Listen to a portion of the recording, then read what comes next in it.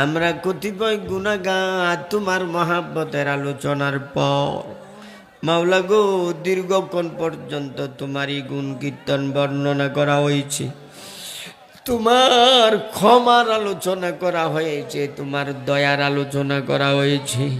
মাওলা গো অবশেষে তোমার দরবারে ভিক্ষুকের মতো হাত উঠাইলাম।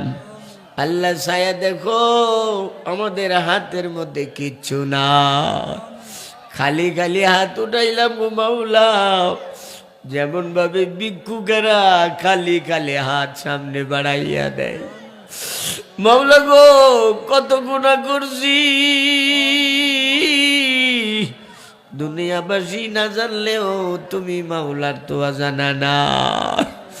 মাওলা গো জানি না কোন দিন জানি আজরাইল সামনে হাজির হইয়া